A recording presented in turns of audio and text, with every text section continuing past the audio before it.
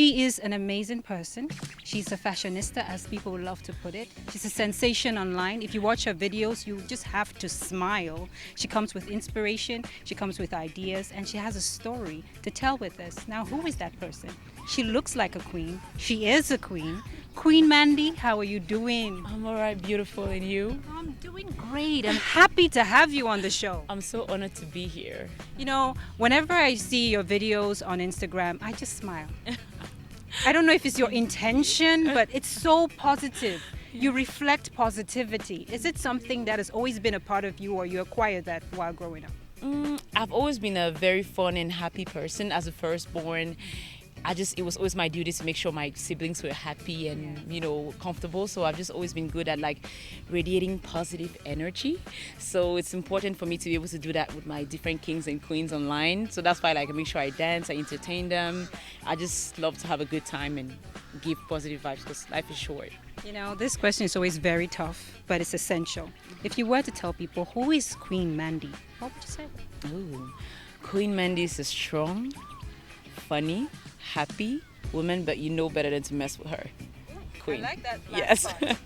Yes, that's How was it like growing up as a kid? Where did you grow up, in Cameroon before going to the US? How was your journey? Yes, I grew up in Cameroon. I spent my first 18 years in Cameroon. Did all my education in English, even though my parents are from the Francophone region, Bamileke case.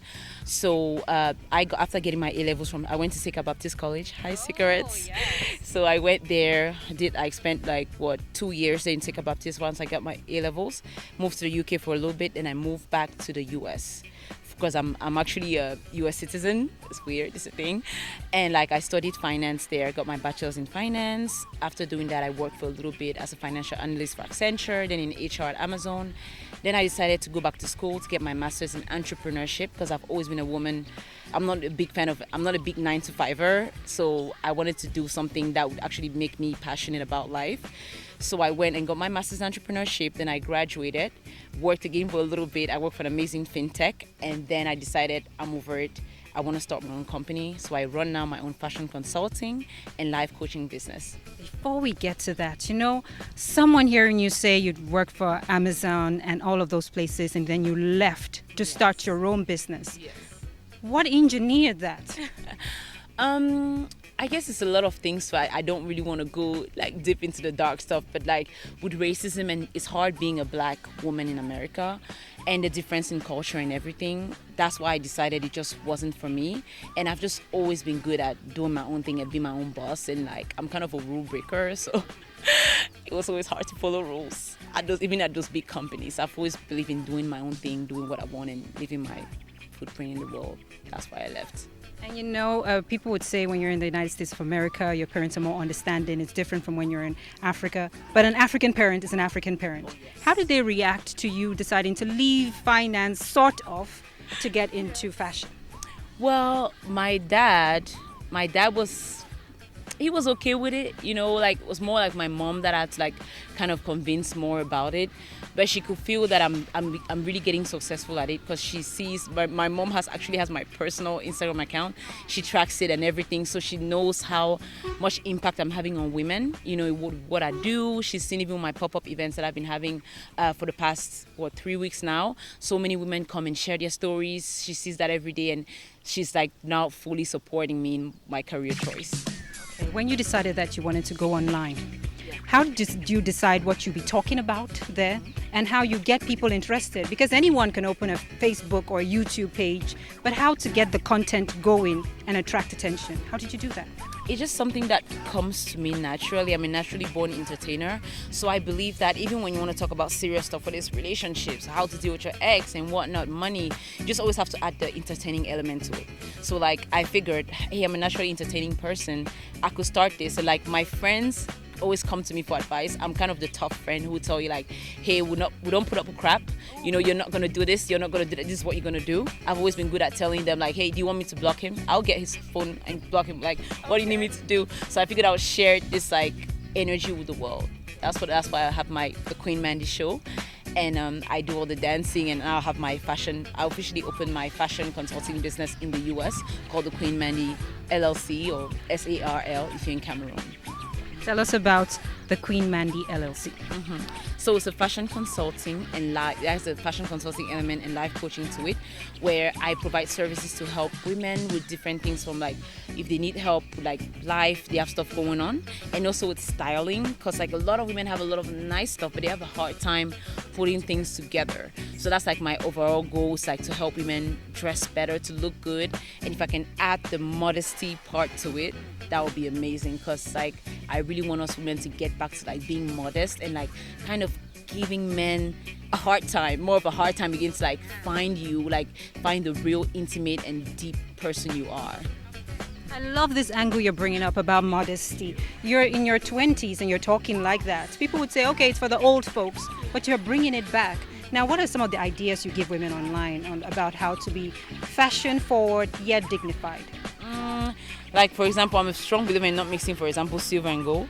Like, like now I have like fully silver on. Like, what not to wear, what can be tacky, where to buy stuff. Because I'm not somebody who wears expensive stuff. All of my stuff, That's not true. I'm serious. Look at you. I promise you, this outfit wasn't even up to $100. That's like less than 50,000. What I'm wearing on. Yeah. Okay. These are all like US and UK brands. Yes. So I teach women where to find like good deals, H&M, Zara, you name it. Like while staying modest and not breaking the bank. That's true. But then your fans or the people interested in you in Cameroon, how do you tell them to dress well but not spend that much? How do you advise them? On my different episodes like that I have every week, so I keep it short and sweet, because I know people have things to do, we're busy adults. So every Saturday I put out an episode called on IGTV, the Instagram version of YouTube. So I put out just talking about different things, like giving out different advice. And one of the services I'm trying to start promoting is I want to start doing Zoom classes, like teaching women how to put outfits together and style and all of that, and like even like with the life coaching aspect, I want to start doing Zoom calls with that. I don't know how that's going to work, because I know that data is very limited in Cameroon. So I'm thinking like, since I'm kind of back and forth, I just might have to like do classes, like actual short classes here while I'm in Cameroon. Don't lose out on the idea of doing Zoom classes, because when we want the information, we find a way to get it. But you are in Cameroon, you are presently in Cameroon for a particular reason. Tell us about that. Yes, I was here for my pop-up event. It started in Douala. I had it at Hotel Serena Bali. And then that was for a week. And then I came to Yaoundé. I started it on Monday and I was wrapping up today. So I try to do it like every 2 months, just like selling affordability to queens like myself here in Cameroon. For like unique stuff that you won't find, at the market and stuff. So just something different, kind of have a Queen Mandy touch to it, Yes. You've been here for a while, about 2 weeks, but you say you're also coming back. Yes. When? I'm coming back November 9 for a week in Yaoundé, and then the following week I'm going to be in Douala, still doing the same thing like pop-up events. And I'm thinking in December I want to start with the classes. That's when I want to start, like actually having sit-down classes with women, talking about fashion, and then the life coaching part. We're going to do like different sessions. And before I let you go, Queen Mandy, maybe you say an inspirational word. Anything popping up in your mind right now that you just feel in your soul that somebody needs watching right now, so we can see that inspirational side of you. How about that? Let's try. Let's see.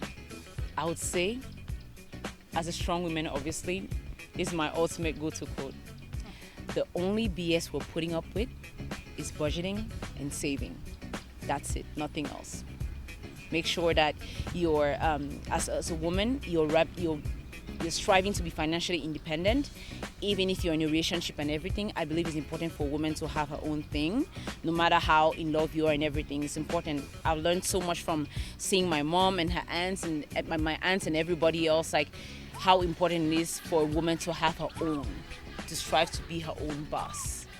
Yeah, that's the advice I have for my queens. So I'll say it again. The only BS we're putting up with, that's like American quote. I don't want to curse on TV.